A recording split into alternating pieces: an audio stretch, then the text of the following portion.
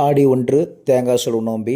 தேங்காவை உரச ஆரம்பித்தாச்சு. எப்பயும் போல் இல்லாமல் இந்த வருஷம் கொஞ்சம் புதுசாக ட்ரை பண்ணலாமே அப்படின்ட்டு இப்போ என்ன பண்ணிட்டோம்னா, இந்த தேங்காய் தீனிக்கு தேவையான பொட்டுக்கடலை, எள், நாட்டு சர்க்கரை, எக்ஸ்ட்ரா பாதாம் பருப்பு, முந்திரி பருப்பு இது எல்லாம் நல்லா கரகரன்னு நைட்டாக வணக்கிட்டேன். அந்த வணக்கினதை வந்து அப்படியே ஒரு மிக்ஸி ஜாரை போட்டு நமக்கு தேவைக்கேற்ப ஒரு பதமாக ஒரு அரை அரைச்சாச்சு.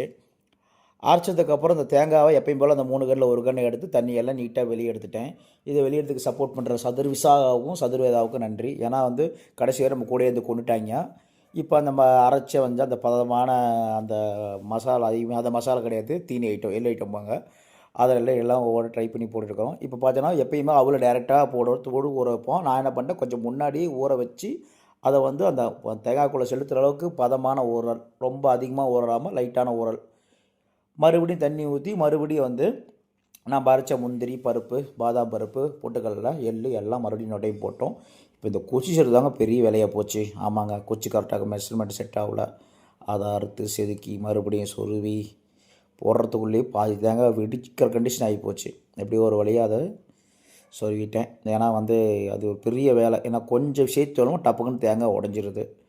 அதனால் பொறுமையாக மெல்லகெல்லாம் சொருவி அதை ஒரு செட்டிங் பண்ணி ஊற வச்சாச்சு. எப்பயும் போல் மங்களகரமாக மஞ்சளை மேலேருந்து கீழையும் கீழேருந்து மேலேயும் தேங்காவை சுற்றி பூசியாச்சு. அப்புறம் 2 தேங்காய் பூசியதுக்கப்புறம் குங்குமம் போட்டுக்கிட்டு நமது கலாச்சாரப்படி இதையே ரெடி பண்ணிட்டோம். என்னோடய 2 செல்ல மக்களையும் வர வச்சு அவன் கையில் கொடுத்து, ஏன்னா இதை ரெடி பண்ணுறதுக்கு எனக்கு கொள்ளு கொண்டுட்டாங்க. கொஞ்சம் கொள்ளம் கிடையாது, அவ்வளோ கொள்ளு. இப்போது நீட்டாக நெருப்பு மூட்டி தேங்காவை விசேஷமாக சிறப்பாக 2 பேரும் மாற்றி சுட்டு அது சுடுறதுக்குள்ளே போதும் ஆகிப்போச்சு. அதுதான் உண்மை.